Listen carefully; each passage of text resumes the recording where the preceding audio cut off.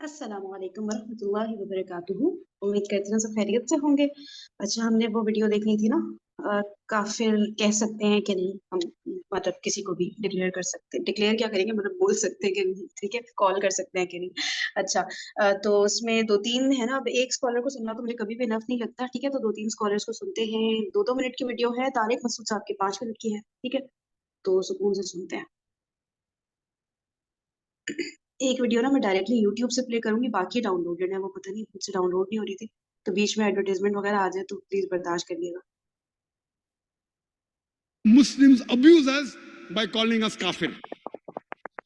The reply to this question is, what is the meaning of the word kafir? Kafir comes from the Arabic root word kufr, which means to reject, which means to conceal. In Islamic context, kafir is a person who rejects the truth of Islam. So if I have to translate into English, in common English or layman's English, kafir means a non-Muslim. So if I call the non-Muslim a non-Muslim, in Arabic I say kafir, why should he feel bad? Why should he feel offended? And if they say that, why do you call us kafir? The only way I can stop calling you a kafir is if you accept Islam. Then I say you're not a kafir, you're a Muslim. Why do the Muslims?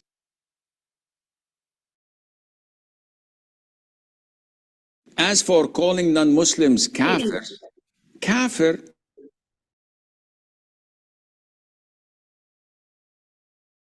so calling non-Muslims kafirs, kafir is a description. In Arabic, it means a disbeliever. So I, as a Muslim, to the Christians, I'm a kafir because I disbelieve in their religion. None of them would say you are a believer, you're this.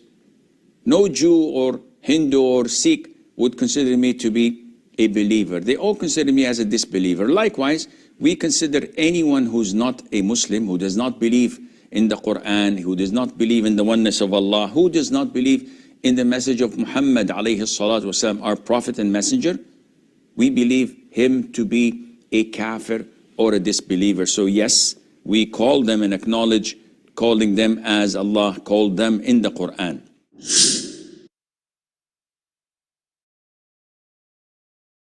दूसरी बात हमें ये पता चलती है कि ये जो आज बहुत से लिबरल किस्म के मुसलमान हैं ना, जो कहते हैं किसी को काफिर ना कहो, काफिर को भी काफिर ना कहो, ये बात तो ठीक है कि ज़रा सी बातों की बेस पे कुफ्र के फतवे लगाना बहुत बड़ा जुर्म है।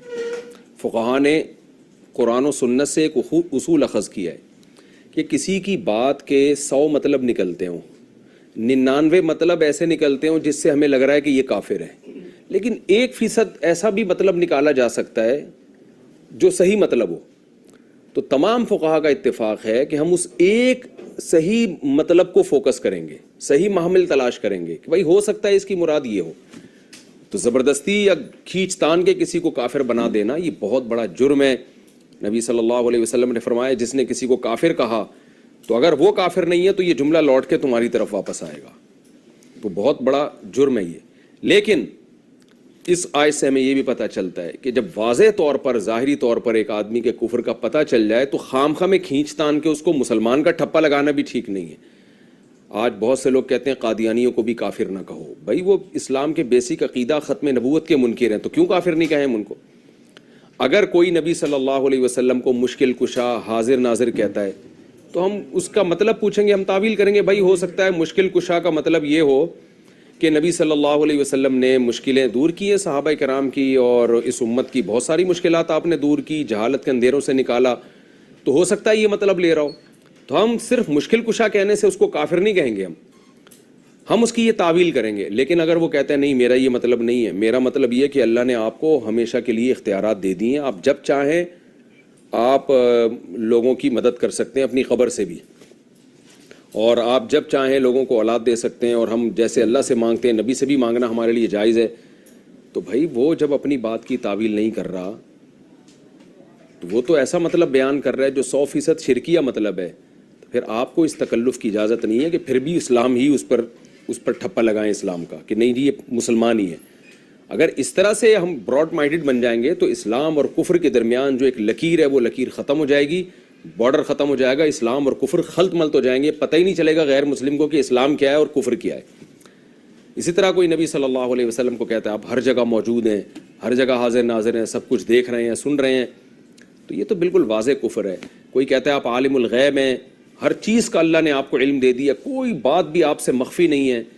अगर वो वैसे ही कहते हैं आप आलिमुल गैब हैं तो जुमला तो ये भी कुफ्रिया है, लेकिन फिर भी हम इसकी तावील करेंगे, भाई गैब का मतलब अल्लाह ने जो आपको गैब का इल्म तो दिया है, बहुत सारी चीज़ों का इल्म जो गैब में थी अल्लाह ने आपको दिया, तो हम हत्तल इम्कान कोशिश करेंगे उसकी तावील करने की।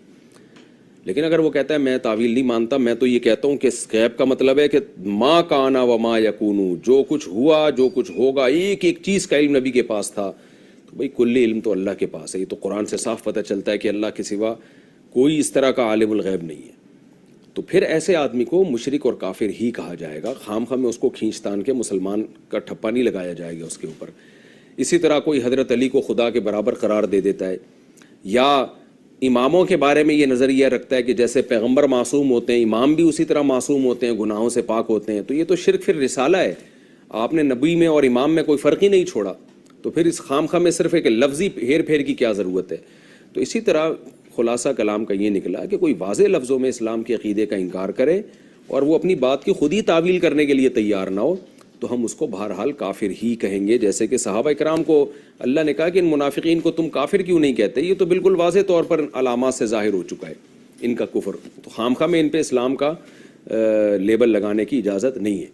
तो दो इंतहाएँ हैं जिनके दरमियान से हम गुजर रहे हैं। एक इंतहा ये है कि ज़रा ज़रा सी बात पे कुफ्र का कलिमा, कुफ्र का फतवा, ख्वाब में एक शख्स ने अशरफ अली रसूलुल्लाह कह दिया, वो ख्वाब की बात है, और उसी ख्वाब में से जब वो जागा है तो गैर इख्तियारी तौर पे उसकी ज़बान से निकल रहा है, वो मुंह से कह रहा है कि मैं दिल से ईमान नहीं रखता कि अशरफ अली रसूलुल्लाह, मेरे मुंह से गलती से निकल रहा है, ना चाहते हुए निकल रहा है। फिर आप उसको कहेंगे ये गुमराह है और ये गोया ख़त्म नबूवत के मुनकिर हैं, तो ये भी ज़्यादती है। मैंने बताया कि 100 मतलब 99 मतलब गलत निकल रहे हो, एक मतलब सही निकल रहा हो, तो इस्लाम कहता है उस एक मतलब को, सही मतलब को की तरफ फेरो उसकी बात को, क्योंकि कुफ्र का फतवा या ख़त्म नबूवत का इनकार किसी को कह देना कि ये इनकार कर रहा है, ये बहुत बड़ी बात है। तो ये जैसे हदीस में आता है ना कि एक शख्स की सवारी गुम गई थी, अचानक जब सवारी मिली है, बुखारी मुस्लिम की हदीस है, तो वो जोश में आके कहता है अल्लाह, खुशी में कहता है कि अल्लाह तू मेरा बंदा मैं तेरा खुदा। हदीस में आता है अख्ता मिन शिद्दतिल फरह, खुश इतना हो गया था कि उल्टा निकल गया उसकी ज़बान से। तो पता ये चला कि भाई गलती कभी खुशी में भी होती है, कभी गम में भी होती है, कभी वसवसे की बेस पे भी होती है, कभी खौफ मुसल्लत हो जाता है। इन बेसिस पर अगर ज़बान से कोई ख़त्म नबूवत का लफ्ज़ गलत निकल जाए, या कोई अशरफ अली रसूलुल्लाह कह दे, या अल्लाह को अपना बंदा कह दे और ख़ुद को यानी अल्लाह कह दे, तो ये सब गलतियाँ से अगर हो रहा है और उसकी ज़ाहिरी अलामात भी पाई जाती हैं, तो फिर उस पर कुफ्र के फतवे नहीं लगेंगे, बल्कि उसको इग्नोर किया जाएगा। लेकिन कोई वाज़े लफ्ज़ों में कह रहा हो, तावील करने के लिए तैयार ना हो, वो खुद कह रहा हो भाई मेरा यही मतलब है जो मैं बयान कर रहा हूँ, तो फिर उसको भी मुसलमान नहीं कहा जाएगा। तो इन दो इंतहाओं के दरमियान जो ये एतदाल का रास्ता है जो मैंने आपको बयान किया। सही हो गया। इसमें ना एक चीज मेरे जहन में आ रही थी जैसे कि बहुत ज्यादा ये यूट्यूब पे मैं ढूंढ भी नहीं रही थी, फिर भी मेरे सामने यही वीडियो आई जा रही थी कि क्या शिया काफिर है, ठीक है। तो इसमें मैं आप लोग को बताती हूँ, जो मेरे जहन में चीज आ रही थी ये सारी मुफ्ती तारिक मसूद साहब की बातें सुनते हुए, कि भाई देखिए जब मैं किसी शिया से बात करती हूँ ना, ज़ाहिर है हमारे आसपास बहुत भरे पड़े हुए हैं, और मैं उनसे कोई कोई बात पूछती हूँ ना, तो वो कहते हैं कि नहीं यार ऐसा तो हम नहीं मानते ठीक है। तो तमाम शियाओं का एक अकीदा नहीं होता कि हजरत अली को खुदा के लेवल पर लाके खड़ा कर दिया, नाउजुबिल्लाह। उनमें इतने सारे डिफरेंट, हर फैमिली में आप देखेंगे अलग अलग ही उनके अकीदे होते हैं। कोई तो हम लोग ओवरऑल एज अ कम्युनिटी, मुझे नहीं लगता कि हम इस तरह से कह सकते हैं, या किसी एक बंदे को भी पॉइंट आउट करके कि नहीं यार ये लोग तो ऐसे करते हैं, यार ये लोग वो लोग कुछ नहीं होता। जब एक माँ के 4-5 बच्चे, उनके भी आपस में चेंजेस होते हैं अकायद वगैरह में, तो आप कैसे पूरी कम्युनिटी को ऐसे मतलब काफिर का लेबल लगा के ना, तो ये मुझे होता है कि यार इतना भी वो होने की जरूरत नहीं है। बंदा जरा एहतियात का ही पहलू अपना कर रखे, ठीक है। आप लोग बताएं इस बारे में। नहीं, किसी सही को कोई कह रही बात? हूँ आप, बिल्कुल सही कह रही हैं आप, क्योंकि शियाओं के बारे में वाकई तमाम शिया, ये तो हमने पढ़ भी लिया ना, ये कितने सारी उनकी अकसाम है और कितने सारे हैं उसमें, कि जो कुछ मानते हैं कुछ नहीं मानते हैं। ये तो ऑब्वियस हो गया ना हमें पीछे जो हमने पढ़ा ही है। तो हम हर शिया को काफिर नहीं कह सकते ना, एक्सेप्ट ये बिल्कुल कि सही। हमें वो चीजें पता चलें कि हाँ भाई वो ये वाली बातें कह रहे हैं, इस तरह की कुफरी कलमात या जो भी चीजें या जो उनके अकायद हैं बेसिकली, उससे हम्म पता चलता है ना। बिल्कुल बिल्कुल सही बात है। और किसी एक को एक और बात मेरे ख्याल से ये है कि हमें पहले डेफिनेशन ऑफ अ मुस्लिम पता होनी चाहिए कि एक मुसलमान को आप मुसलमान क्यों कहते हैं, वो किन चीजों पे बिलीव करता है जिसकी वजह से आप उसको मुसलमान कहते हैं। तो जो भी उन बेसिक जो पॉइंट्स हैं उनको मानता है और वो कहता है कि मैं इन बेसिक पॉइंट्स को मानता हूँ, जैसे अल्लाह को एक मानना कि वो एक मादूला शरीक है, इसके बाद आप सल्लल्लाहु अलैहि वसल्लम को मानना कि वो आखिरी नबी हैं, बाकी अंबिया करम को मानना, इस्लामिक किताबों पे उसका यकीन रखना, आखिरत पे यकीन रखना, सजा और जजा पे यकीन रखना। तो अगर कोई, मैं कहती हूँ कि अगर वो इन सब बातों पे यकीन करता है, मेरे ख्याल से बाकी चीजों को हमें साइड पे रख के या डिफरेंस ऑफ ओपिनियन या डिफरेंस ऑफ वो रख के उस बंदे को मुसलमान ही कहना चाहिए। बाकी जो नॉन मुस्लिम, जो ओपनली नॉन मुस्लिम, वो तो मतलब बेसिकली तो वो जैसे क्रिश्चियंस हैं, ज्यूज हैं, हिंदूज हैं, वो नॉन मुस्लिम, वो अपने आप को मानते भी हैं और कहते भी हैं। लेकिन बाकी किसी मुसलमान पे जो ये बेसिक अकायद रखता है, उसके बाद इसके अलावा उसकी बहुत ज्यादा कोई ऐसे अकीदे नहीं है जिसकी वजह से कोई, मेरा नहीं ख्याल है कि मतलब आपके उस पे कोई डाउट आपको, मतलब वो डिफरेंस ओपिनियन देते हैं और उसका कोई ना कोई रीजन भी देते हैं। हम उनकी रीजन और डेप्थ को जानते नहीं कि वो इतनी बड़ी बात क्यों कह रहे हैं। अरे वो कोई इतनी बड़ी बात कह रहा है तो उसके पीछे कोई ना कोई लॉजिक देता होगा, वो कोई ना कोई कुरान और हदीस से भी साबित करता होगा। हम उस चीजों को डिटेल्स हमें मालूम भी नहीं है, क्योंकि मेरी बहुत सारी दोस्तें शिया रह चुकी हैं। और सबसे बड़ी बात है कि मैं जब यूनिवर्सिटी में थी तो मेरे साथ जो नमाज पढ़ती थी वो मेरी एक दोस्त शिया थी। वो हम दोनों ही नमाज पढ़ते थे पूरी क्लास में, बाकी कोई नहीं पढ़ता था। मेरे साथ वो जोहर की नमाज पढ़ती थी, मैं उसको देख के हैरान थी कि यार ये तो 3 नमाजें पढ़ती है, ये मेरे साथ जोहर क्यों पढ़ रही है। लेकिन मुझे बाद में पता चला, उसने बोला हम अलग अलग भी पढ़ सकते हैं, इसमें कोई ऐसी बड़ी बात तो नहीं है। यानी बात चीजें शायद हमने भी उस तरह से परसीव की हुई है कि हमने भी उनके खिलाफ एक एक वो बना लिया है इमेज कि यार ये खराब गलत ही है। लेकिन मैं वो मेरी बहुत अच्छी दोस्त थी और हम दोनों मिलके मतलब नमाज के लिए हम दोनों ही यूनिवर्सिटी में घूम रहे होते थे कि नमाज कहाँ पढ़े। सही सही हाँ वाकई सरप्राइजिंग। जी किरण। फरहीन। हम्म, जी जी अरूप आप बोलिए जी आप बोलिए। जी। अच्छा, मैं ये पूछना चाह रही थी कि किरण ने एक जब वो ये बात करी थी कि काफिर को काफिर कहना है या नहीं, तो एक हदीस का हवाला दिया था कि जिसमें अल्लाह ताला ने नबी पाक सल्लल्लाहु अलैहि वसल्लम को मना किया था कि काफिर को किसी को काफिर नहीं कहना। तो वो अगर प्लीज शेयर कर दें, क्योंकि इससे पहले इस बात पे मुझे कोई डाउट नहीं था कि काफिर को काफिर कहा जा सकता है, उस हदीस से मैं घबरा गई। तो वो अगर शेयर कर, क्योंकि मैंने जितना सर्च किया है तो उसमें मुझे अहादीस यही मिली हैं इसके बारे में कि जिनका मफहूम ये है कि अपने भाई को काफिर नहीं कहना, यानी कि किसी दूसरे मुसलमान को काफिर नहीं कहना। क्योंकि वो फिर ये होता है कि अगर वो काफिर ना हो तो आपके ऊपर जिस तरह मतलब आप हो जाते हैं काफिर, जिस तरह मुफ्ती तारिक मसूद ने भी हवाला दिया हदीस का। तो वो अगर शेयर कर दें। सही सही सही हाँ ये हदीस ऑथेंटिक है। जरूर। ये जो होता है बाज़ औक़ात वर्ड्स चेंज होने से ना इंसान पूरा कंसेप्ट ही चेंज हो जाता है। अब जैसे कि इन्होंने एक्सप्लेन किया है और कल जब मैंने भी सर्च आउट किया है, तो वो यही था कि अपने भाई को या किसी मुसलमान को काफ़िर कहना, जो है वो इस ज़म्मे में आता है। तो उसको काफ़िर ना कहो, राइट? दूसरा ये कि मुझे इतनी डिटेल ऑनेस्टली स्पीकिंग पता नहीं थी, तो मैं थैंकफुल हूँ फरहीन की कि क्योंकि वही बात है ना कि आप एक चीज़ सुनते हैं तो आप बोलते हुए वो घबरा जाते हैं आगे कि यार मैं बोल रही हूँ कहीं मैं ही उस ज़माने में ना आ जाऊँ कुफ़्र के। हाँ तो ये सेम होता है। थिंग मेरे साथ हुई। तो अल्हम्दुलिल्लाह थैंक्स टू यू फरीन कि मेरा कांसेप्ट इस बारे में क्लियर हुआ। क्योंकि देखिए इस्लाह की तरफ तो डेफिनेटली हमें जाना चाहिए और यही पर्पस होता है किसी भी ग्रुप को ज्वाइन करने का और स्टडी करने का, राइट? तो अल्लाह बिल्कुल का शुक्र है, अल्लाह ने कुछ जरिया चीजें बनाया। होती हैं। हाँ किरण, बिल्कुल होती सॉरी हैं मैं कुछ। आपकी बात काट रही हूँ, लेकिन वो हदीस तो कोई होगी ना जिसका आप हवाला दे रही थी। वो बस मैं पूछना नहीं चाह रही थी, यही मैं क्योंकि आपकी उसने बात मुझे कर बड़ा रही हूँ। परेशान किया। नहीं नहीं यही मैं बात कर रही हूँ क्योंकि वो जो है हम बाज़-औक़ात स्क्रॉल करते हुए पढ़ जाते हैं चीजें ना, राइट? तो ये बात फिर मैं यहाँ पे मेरी एक अंडरस्टैंडिंग जो डेवलप हुई है वो यही है कि आप कहीं पे भी स्क्रॉल करते हुए आप वेबसाइट पे भी या फेसबुक पे भी कुछ पढ़ते हैं तो उसको वेरीफाई जरूर करें। आप उसको ऑथेंटिक मान के ना आगे फॉरवर्ड ना करें बिना तस्दीक के। ये तो एक चीज मैंने सीखी आज, सीरियसली। और इसमें मतलब कोई मुजाहिका नहीं है अपनी गलती को एक्सेप्ट करने में, तो मैं अपनी गलती एक्सेप्ट करती हूँ।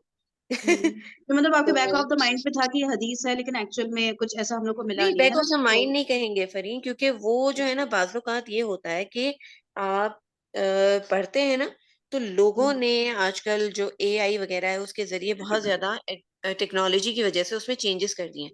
जब आप चीजों को वेरीफाई करें उसके बाद ही आगे फॉरवर्ड करें, ये चीज मेरे लिए बहुत बड़ी लर्निंग हुई है आज।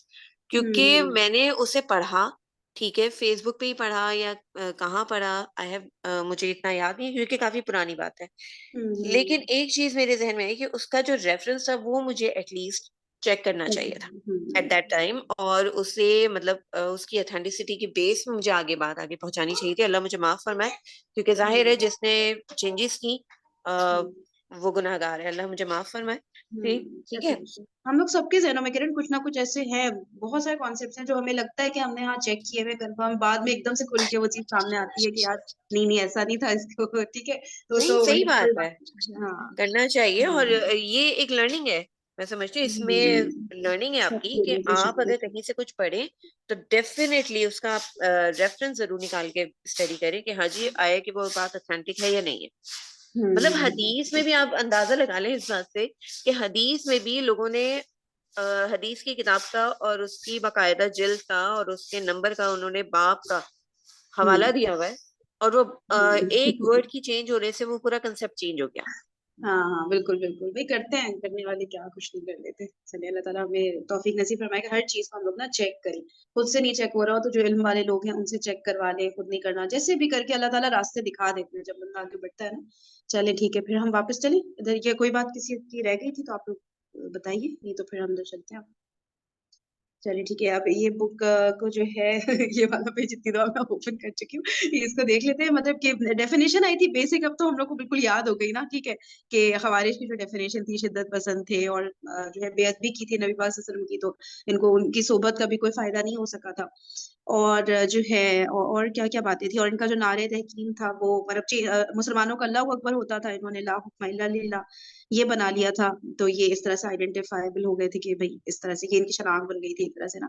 फिर कूफा गए थे हजरत अली रजी अल्लाह तआला अन्हु सिफ़ीन से वापसी पे, तो ये कूफा नहीं गए थे कि उससे दूर एक मुकाम था वहां पे चले गए थे।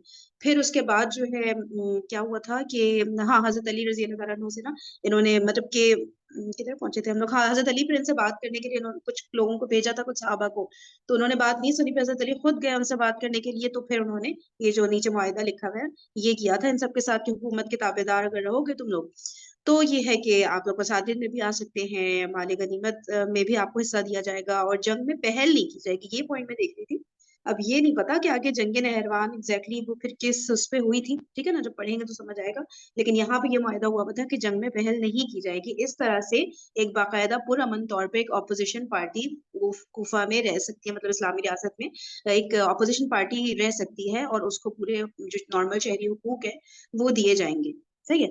उसके बाद फिर क्या हुआ था कि हाँ फिर अच्छा हाँ फिर ये हुआ था कि आधे लोग जो है इस मुआहिदे के बाद हजरत आधे खवारिज जो 8,000 में से 4,000 हजरत अली रजी अल्लाह तआला अन्हु के साथ कूफा वापस चले गए थे कि ठीक है मुआहिदा हो गया सब कुछ सही है। अब वो इस गलत फहमी में गए थे कि वो तो भाई हजरत अली को ही कह रहे थे ना कि नौजुबिल्लाह उन्होंने कुफर किया है, कुरान की आयत को मतलब कि वो नहीं मान रहे, जैसा हुक्म है वो उस चीज को नहीं फॉलो करे। तो वो इस गलत फहमी में आए थे कि उस कुफर से रुजू कर लिया हजरत अली रजी अल्लाह तआला अन्हु नौजुबिल्लाह, ठीक है। तो जो है फिर हजरत अली ने उनको क्लियर कट बता दिया कि नहीं उन्होंने कुफर किया ही नहीं था, तो फिर कैसा रुजू और सारी चीजें ना मुझे हमने पढ़ी थी। तो उस पे जो है फिर इनको जो है गलत फहमी की वजह से शामिल हुए थे ना, तो फिर इनके अंदर वही सब हुआ कि ये आयत पढ़ पढ़ के जैसे टॉन्ट करना होता है ना उस तरह से करके कर रहे थे हजरत अली रजी अल्लाह तआला के सामने। फिर हजरत अली भी उनको जवाब देते थे। अच्छा फिर ये हम लोग यहाँ पर आए थे ना, जो चीज मुझे मैंने कोशिश तो की थोड़ा बहुत ही सर्च करने की, लेकिन मुझे नहीं मिली, ये जो फासिक हाकिम और ये वाली जो बाजाम अटके थे ना, तो ये हम 2-3 पैराग्राफ हम पढ़ पाए थे इस पेज के, और फिर उससे आगे हम गए नहीं थे क्योंकि वो काफी उस पर डिस्कशन चल रहा था। लेकिन मुझे कुछ ऐसा समझ नहीं आया कि हजरत अली मतलब क्या अपने बारे में कह रहे थे कि हाकिम होना जरूरी है, या हजरत मुआविया के बारे में कह रहे थे।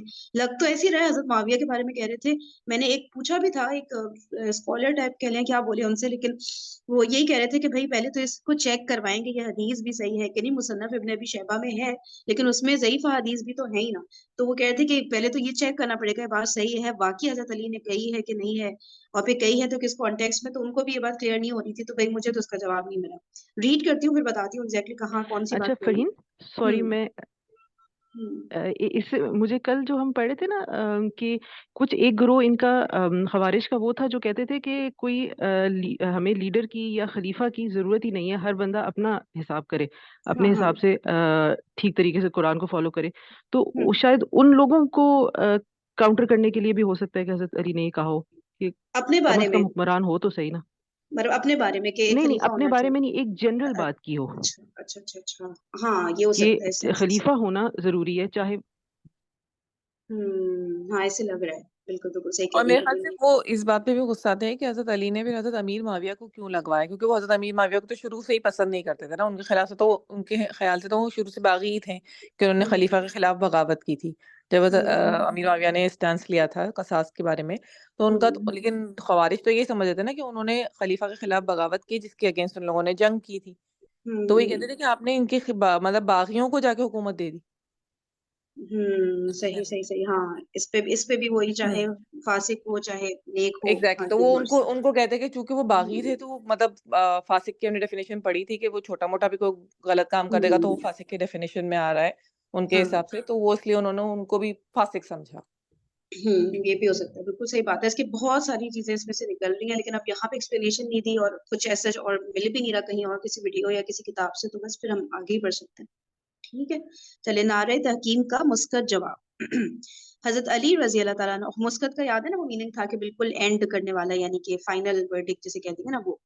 हजरत अली रजी अल्लाह ताला अन्हु खुतबा देने खड़े हुए तो खारजी तहकीम के नारे लगाते हुए कहने लगे, अली तूने अल्लाह के दीन में इंसानों को शरीक कर डाला। फिर नारे लगाए, ला हुक्मा इल्ला लिल्लाह। हजरत अली रजी अल्लाह ताला अन्हु ने जवाब में फरमाया, हाँ हाँ, ला हुक्मा इल्ला लिल्लाह, मगर कलिमतु हक़्क़ुन उरीदा बिहल बातिल, ये हक बात है जिससे बातिल सिरा लिया जा रहा है। अल्लाह का हुक्म तुम्हारा मुंतजिर है। हुक्मरान की जरूरत पर हजरत अली का इरशाद, खारजी हुकूमती निजाम के कायल थे ना हुक्मरान के। ठीक है, अब इसमें देखिए, इसमें पूरा खारजियों को ना एक उसमें कैटेगरी में जैसे ले आए हैं, जबकि हमने उस बुक में पढ़ा था कि अब वही बात है ना, ऐसे होता है भाई, सुन्नियों में भी ऐसी होता है, ठीक है ना, कि ओवरऑल एक बात की जा रही होती है, लेकिन उसमें भी फिर सब कैटेगरीज होती हैं, फिर उनके अलग अलग होते हैं अकीदे। तो खारजी तो जो थे ओवरऑल हुकूमती निजाम के कायल थे ना हुक्मरान के।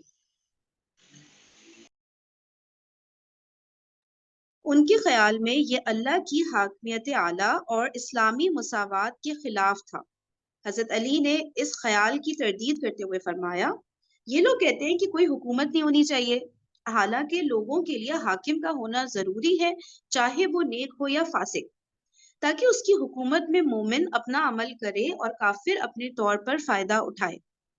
लोग कहने लगे, नेक हाकिम की बात तो ठीक है, फासिक हाकिम का क्या मतलब? आपने फरमाया, यानी हजरत अली ने फरमाया, उसकी हुकूमत की वजह से तुम्हारी सड़कें तो खुली रहेंगी, बाजार तो बहाल रहेंगे। ठीक है, यहाँ तक पढ़ लिया था ना, अब आगे चलते हैं। खारजी चंद दिन कूफा में सैयदना हजरत अली रजी अल्लाह तआला अन्हु के साथ रहे। इस दौरान उन्होंने कोशिश की कि हजरत अली को हजरत मुआविया के खिलाफ जंग के लिए आमादा करें, मगर हजरत अली ने इससे साफ इनकार कर दिया। खवारिज की हजरत अली रजी अल्लाह तआला अन्हु से बदतमीजी। एक बार खवारिज के सरगना हुरकूस बिन जुबैर और जुरा बिन बर्ज आप रजी अल्लाह तआला अन्हु के पास आए। हुरकूस ने कहा, ये भी हमने पढ़ ही लिया था वैसे, चले। हुरकूस ने कहा, अपनी खता से अल्लाह की बारगाह में तौबा कर ले और हमारे साथ दुश्मन की तरफ पेश कदमी करे, ताकि हम उनसे उस वक्त तक जंग करें जब तक हम अल्लाह से ना जा मिले। ठीक है, यानी हजरत अली तौबा कर लें अल्लाह की बारगाह में, ठीक है, और हजरत मुआविया की तरफ बढ़े और जंग लड़ें। ये इस एक खवारिज ने कहा था, हुरकूस ने। हजरत अली रज़ी अल्लाह तआला अन्हु ने फरमाया, हमारे और उनके दरमियान तहरीरी मुआहिदा हो चुका है और अल्लाह ताला का हुक्म है, तर्जुमा, अल्लाह के नाम का अहदो पैमान पूरा करो जब तुम अहद कर चुको। हुरकूस ने कहा, मगर ये मुआहिदा तो गुनाह है, इससे आपको तौबा करनी चाहिए। हजरत अली रज़ी अल्लाह तआला अन्हु ने फरमाया, ये कोई गुनाह नहीं है। जुरा बिन बुर्ज ने कहा, खबरदार अली, अल्लाह की कसम, अगर तुम अल्लाह की किताब के बारे में बंदों को फैसले का इख्तियार देने से बाज नहीं आए तो मैं तुमसे अल्लाह की रजा के लिए लड़ूंगा।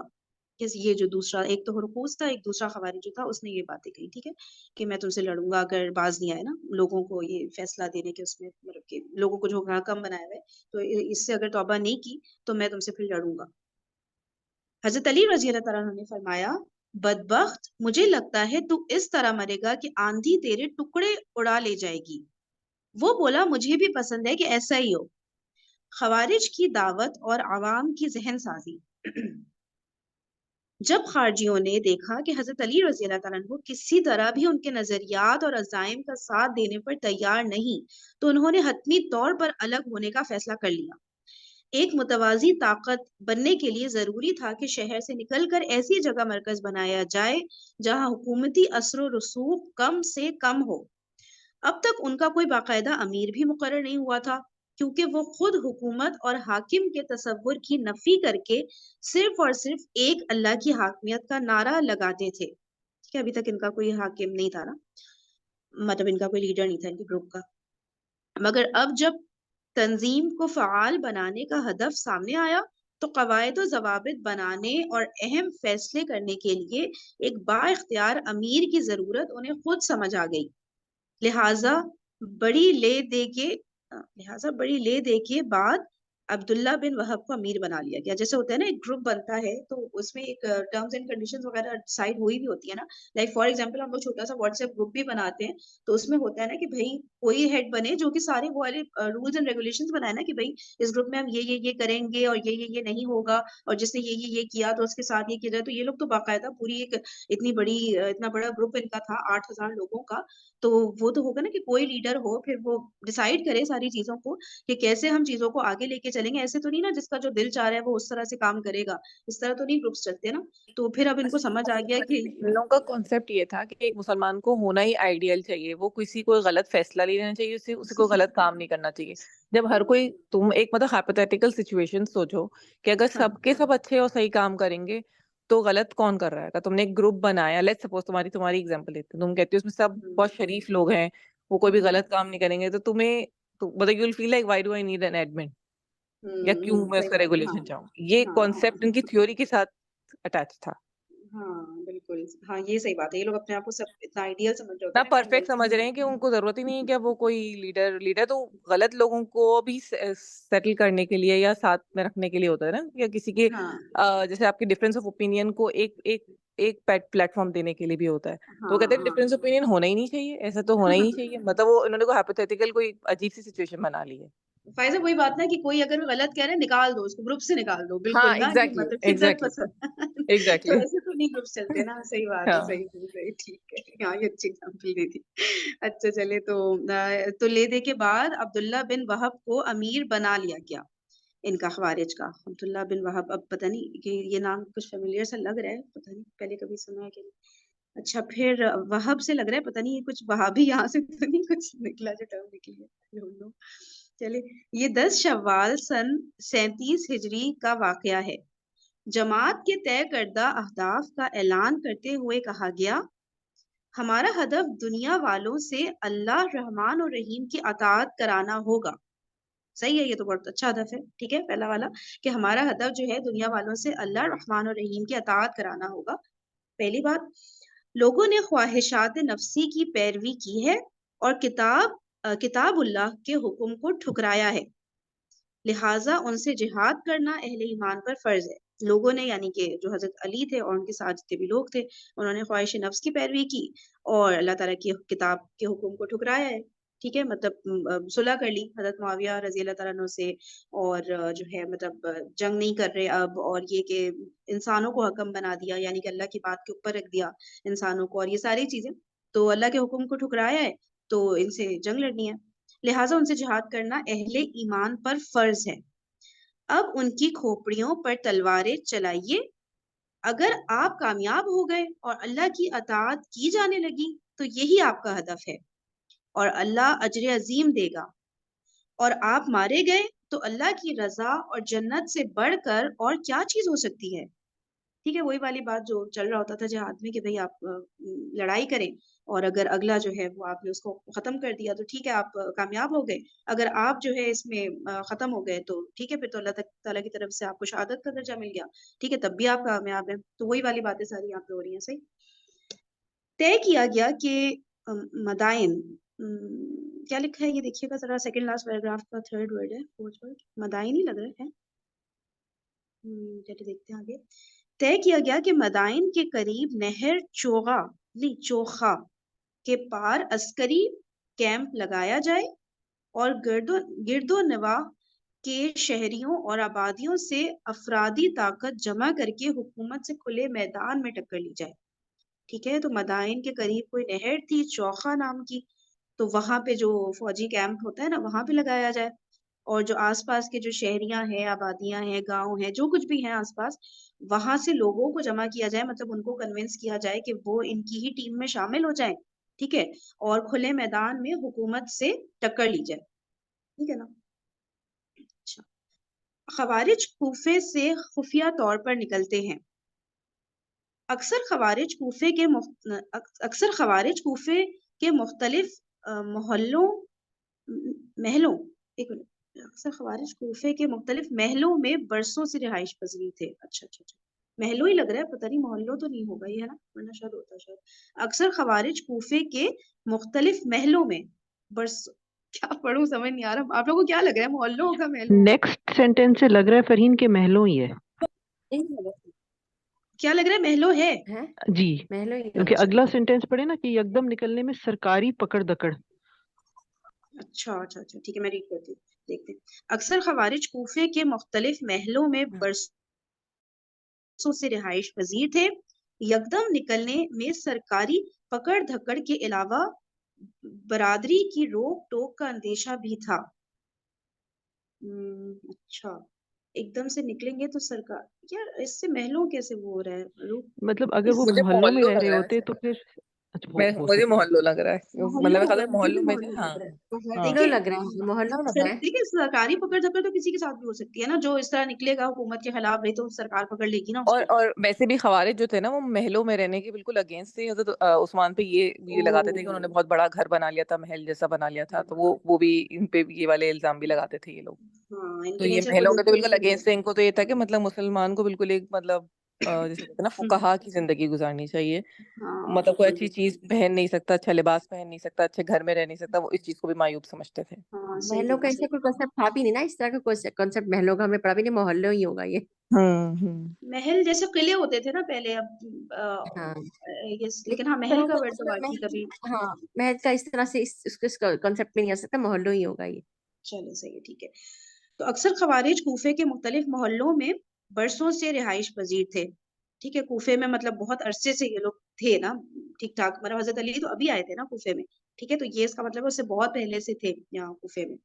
यकदम निकलने में सरकारी पकड़ धकड़ के अलावा बरादरी की रोक टोक का अंदेशा भी था, इसलिए वो एक एक दो दो करके शहर से निकलते गए।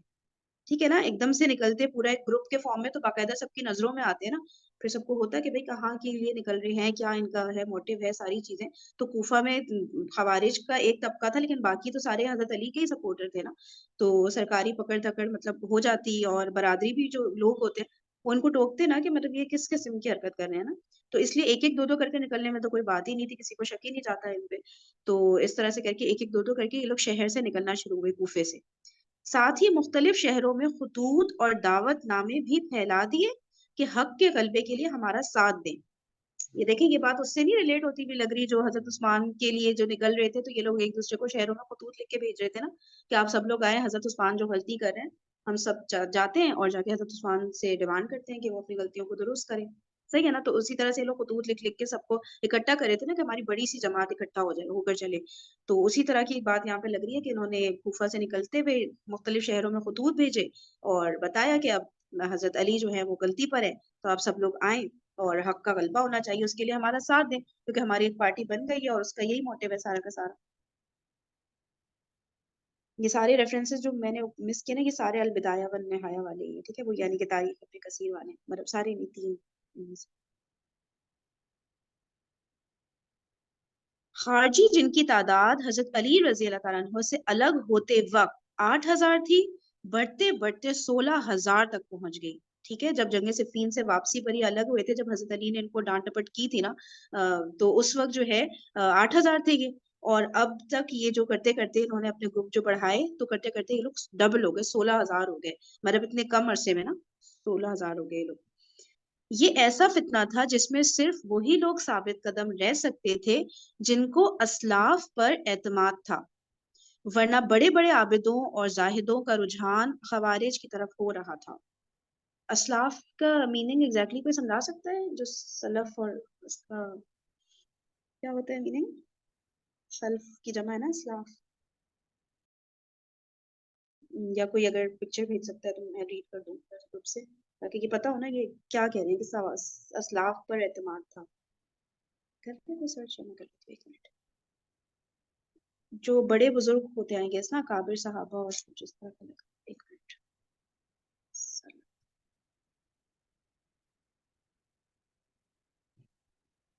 सल्फ या सल्फ साले से मुराद तारीख इस्लाम की अव्वलीन 3 नस्लें हैं। अव्वलीन 3 नस्लें यानी कि जैसे फॉर एग्जांपल हजरत अबू बकर की बात करें तो वो पहली नस्ल, उनके बेटे दूसरी नस्ल और उनके बेटे यानी हजरत अबू बकर के पोते तक जैसे हम जाएं तो ये इस तरह से ना करके 3 नस्लें जो थी उनको सल्फ कहते हैं। ये अब ये विकिपीडिया की डेफिनेशन है, ठीक है। पहली नस्ल सहाबी कहलाती है जिन्हें बराह रास्त पैगम सॉरी हाँ, पहली नस्ल सहाबी कहलाती है जिन्हें बराह रास्त पैगंबर इस्लाम से मुलाकात का शर्फ हासिल हुआ। दूसरी नस्ल ताबीईन की है जिन्होंने सहाबी की सोबत उठाई, और तीसरी नस्ल तबा ताबीईन की है जो ताबीईन के बाद आए। ठीक है भाई, तो ये ऐसा फितना था जिसमें सिर्फ वही लोग साबित कदम रह सकते थे जिनको असलाफ पर एतमाद था, वरना बड़े बड़े आबिदों और जाहिदों का रुझान खवारिज की तरफ हो रहा था। ये जुमला समझ आ रहा है? मतलब असलाफ पर एतमाद। मतलब असल में फरहीन फरहीन इन उनका लोगों तो ने ये क्या, था कि सॉरी सिर्फ अरे वो आप कुरान को फॉलो करना है। यार असलाफ की बात आ रही है ना, असलाफ असलाफ। जो थे उनको फॉलो, यानी कि उनका जो सलफी होते हैं वो यही कहते हैं कि हम सलफ का तरीका फॉलो करते हैं, यानी कि जो असलाफ ने प्रैक्टिकली चीजें की हैं हम उनको फॉलो करते हैं। तो ये कहते असलाफ थे तो कि भाई करते थे, हदीस से भी बात लेते थे, नबी पाक की सुन्नत बिल्कुल। से भी बात लेते थे। तो गलत तो बयानी वाली बात। अच्छा। नहीं, एक्चुअली फरहीन इन लोगों का नैरेटिव भी इतना स्ट्रांग इन लोगों ने बनाया था कि आप अगर तुम्हें कोई ये बात बोले कि भाई जो कुरान के फैसले के खिलाफ बात करेगा तुम उसे मुसलमान मानोगी, मतलब दिस इज हाँ अ ये वेरी बिग मानेंगे। थिंग। तो मतलब तुम डबल थिंक अच्छा। करोगी कि क्या वाकई कुरान के फैसले के खिलाफ कोई बात करेगा तो कैसे बात, चाहे वो कितना भी कोई बड़ा आदमी हो तुम उसकी बात मानोगी? यानी तुम हम्म अपने आप को डाउट करना शुरू कर दोगे जिस तरीके से दूसरा बंदा तुम्हें अपने वो हम्म, बताता है ना, तो तुम्हें बड़ा सही। स्ट्रांग होना पड़ता है अपने बिलीफ पर। तो हाँ। मतलब आप उस चीज पे बड़ा वो रहें, साबित कदम रहें। तो और वो यही था कि चूंकि वो अपनी हम्म, प्रीचिंग इस तरीके से करते थे कि कोई कुरान के खिलाफ जाएगा तो तुम उसको क्या बोलोगी। तो यानी तुम ऑब्वियसली तुम भी सोचना शुरू करोगे यार वाकई कुरान के फैसले के खिलाफ किसी ने फैसला कर दिया। सही यानी बात है। जब तक कि तुम्हारी उस तरह से ब्रॉट अप नहीं हुआ होगा कि तुमने लोगों को उन हस्तियों को फॉलो करते हुए उनकी बातें सुनते हुए तुमने उनके कॉल नहीं सुने होंगे, तुमने उनके बारे में कोई इंफॉर्मेशन नहीं ली होगी, तुम उन लोगों के खिलाफ आराम से वो हो जाएगा तुम्हारा, मतलब पॉइंट ऑफ व्यू हाँ। चेंज जाएगा। जिन लोगों ने सल्फ की जैसे कहते हैं ना अंदर तरबियत हासिल की थी, उनको पता था, हम्म उन्होंने हमेशा से उन लोगों को देखा था कि वो हमेशा से कैसे हैं, तो उनका बिलीफ हम्म। स्ट्रांग था। लेकिन जो नए मुस्लिम थे जिन्होंने उस तरह से तरबियत नहीं पाई थी, उनके लिए तो यही चीज इंपॉर्टेंट थी ना कि अल्लाह का मतलब कलाम इंपॉर्टेंट है।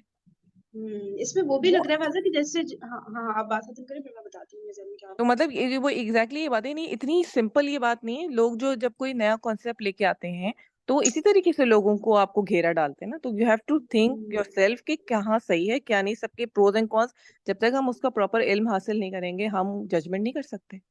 हाँ। जैसे ना वैसे इससे मुझे वो याद आ रहा है कि जैसे इस वाक्य को बार बार रिलेट किया जा रहा था ना सुलह हुदैबिया से, जब आप असलाफ को देखते हैं उनके सामने भी ऐसी सिचुएशंस आई थी, उन्होंने बिल्कुल, फिर क्या वो किया, तो आप पढ़ते हो तो एग्जैक्टली, समझ आता है ना, फिर आप रिलेट कर बिल्कुल, पाते हो। फिर आपको होता है बिल्कुल। कि नहीं यार इस तरह नहीं होता। और मैं पता है ये हाँ, सब में वो सोच रही हूँ कि जब दज्जाल आएगा वो भी तो ऐसी हरकतें कर रहा होगा यार, तभी तो कहते हैं कि उसके सामने जो आ गया वो मुश्किल है कि उसका ईमान बचे ना। आप उसको देख के आपने भाग दौड़ मचा देनी है, उसको फेस ही नहीं करना है।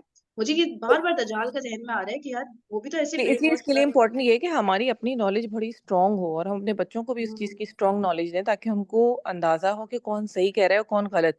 क्योंकि देखो ना हम्म, बज़ाहिर तो वो मतलब अच्छी बात कह रहे हैं कि कुरान हाँ। के आपको बात माननी चाहिए, वो कोई गलत बात तो उस तरह से नहीं कह रहे, तो तुम बड़ी इजीली हम्म, मोल्ड हो जाओगे उनकी तरफ। हाँ कि यार अहादीस तो ज़ईफ भी होती हैं, तो ये बिल्कुल। मौजूद भी होती हैं, तो ये हाँ सही फहीम, बात है यार वाकई। हाँ हाँ, फहीम, एक बात मैं ऐड कर, ये जो है ना खवारिज की जो आप अभी बात करें कि यहाँ तक ले जाते हैं कि आप इनके पीछे लग जाते हैं। हाँ। जिस तरह ये कहते हैं ना कबीरा गुनाह जो करेगा और वो काफिर करार दे देते हैं उसको। ये सिर्फ काफिर तक नहीं कहते ना, ये कहते हैं कि वो काफिर हो गया है तो वो मुर्तद हो गया है। और हम सबको पता है कि नबी सल्लल्लाहु अलैहि वसल्लम ने तौरात से ये और रजम की इन 2 की सज़ा तौरात की उससे निकाली थी ना कि मुर्तद की सज़ा कत्ल है। तो ये ले जाते हैं वहाँ तक कि वो उसको मुर्तद सिर्फ़ काफ़िर नहीं कहते, उसको मुर्तद कहते हैं और फिर मुर्तद कह के उसकी जो है सज़ा वो कत्ल हो जाती है। तो उसको जायज़ तो करार दे देते हैं ये। तो वो चीज़ को वहाँ तक ले जाते हैं कि हम उसको फिर मान जाते हैं कि नहीं ये तो ठीक है बिल्कुल। लेकिन इसके आगाज़ गलत था ना कि कबीरा गुनाह की सज़ा ये तो नहीं है ना। कुरान इस्लाम में तो सिर्फ़ 3 लोगों को कत्ल किया जा सकता है, क़िसास वाले और रजम वाले और मुर्तद को बस।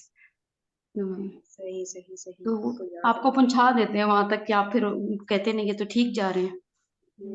सही बात है, ये ब्रेन वॉशिंग हो जाती है। और किसी ने कोई बात यहाँ पे कहनी है? मैं ये ऐड कर रही थी कि आपने जो कहा ना दज्जाल की फितनों से बचने के लिए तो बेशक ये बहुत ज़रूरत है इस वक्त हम सबको भी कि हम अल्लाह के नबी सल्लल्लाहु अलैहि वसल्लम की सीरत से जुड़ें और सहाबा कराम की सीरत को पढ़ें। तो इसी तरह से हम जो है ना हमारे जहन के कॉन्सेप्ट चीज़ें हमारी क्लियर होंगी और हम अपने बच्चों की और अपनी आगे लोगों को हम इसको जो है ना तब्लीग कर सकते हैं क्योंकि इस वक्त भी बहुत सारे ऐसे फितने चल रहे हैं कि लोग बस एक इस तरह के बस मुसलमान चल रहे हैं कि बस नमाज पढ़ ली उसके बाद सारे गुनाह भी कर लिए सारे काम भी कर लिए और सारी चीजें चल रही हैं। तो इस वक्त की भी बहुत जरूरत है कि हमें इन चीजों को समझने की कुरान फहमी की और प्लस सीरत से जुड़ने की बहुत जरूरत है। जब तक हम इसको पढ़ेंगे नहीं उस वक्त तक हम अपने आप को भी नहीं बचा सकते और अपने बच्चों को भी नहीं बचा सकते। हाँ, एग्ज़ाम्पल के तौर पर है ना हमारे सामने कि भई प्रैक्टिकल सिचुएशन ऐसे नहीं होती कि बस ना जैसे हमने थ्योरी में पढ़ लिया, तो बस उस तरह से करके बिल्कुल स्ट्रेट बातें होती रहेंगी। कहीं-कहीं पे बंदा गूँग जाता है कि क्या करे ना? फिर बस अल्लाह ताला से मदद की दुआ माँगनी चाहिए और जब ये वाली नॉलेज होती है तो थोड़ी बहुत जी हेल्प मिल नॉलेज जाती है होती है कि क्योंकि अल्लाह की हाँ। फजल से हमें माशाल्लाह इन क्लासेस से अल्लाह आपको भी इसकी जज़ा अता फरमाए बहुत मिल रही है अल्हम्दुलिल्लाह और बहुत सारी चीजें और क्लियर होती हैं तो सच में रूह इंशाल्लाह काँप गई आज तो ये देख कर ये के यार वाकई वाक़ई वो बहुत ब्रेन वॉश मतलब अल्लाह ताला बहुत ने शुक्र हमें बचा के रखा है वरना इतना थोड़ी ईमान है हमारा कि वो ब्रेन वॉश करते और हम नहीं होते और बिल्कुल हम खड़े हो जाते उनके अगेंस्ट। इतनी अल्लाह ताला ने नॉलेज हमें तो यकीन महफूज़ क्यों नहीं रखा है। थी इतनी चीजें नहीं थी हाँ। फरीन पता है इन लोगों को जितनी चीजें आप क्लैरिटी के साथ पता कुछ थोड़ी छोटी बिट्स एंड पीसेस में पता थी लेकिन इतनी ज्यादा नहीं पता थी जितनी माशाल्लाह डिटेल में अब हमें पता चल रही है। और लेकिन बहुत बहुत थोड़ा बहुत छोटा तबका है ना जो रियलाइज़ करे इस चीज़ को ना कि यार ये ज़रूरी है पढ़ना ना, नहीं समझ आता ना लगता है बस कुरान पढ़ लिया, तफसीर पढ़ ली, दोहरा कुरान बस दैट्स इट हो गया, तो नहीं खुलता ना ज़हन इस तरह से थोड़ी होता है। इतनी नहीं सारी आज चीज़ें बहुत जरूरत है क्योंकि इतनी चीजें फैली हुई हैं इतनी चीजें हैं आप देखिए ना क्योंकि एक पूरी दुनिया है हर बच्चे के हाथ में एक मोबाइल है और वो पूरी दुनिया है और उस पर हर हुँ, किस्म की नॉलेज मिल रही है। वही किरण वाली बात कि हुँ, जब तक आप स्क्रॉल करें तो एक साथ आपके पास इतनी सारी हदीसें आपके सामने गुजर जाती हैं इतनी सारी कि जब तक आप उसकी ऑथेंटिसिटी नहीं आपको पता होगी तो उस वक्त तक आप क्लियर कर सकते ना अपने आप को ना दूसरे को।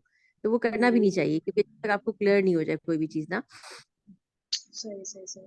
बिल्कुल सही बात है। चलिए और किसी ने कोई बात यहाँ पे कहनी है, पूछनी है, कोई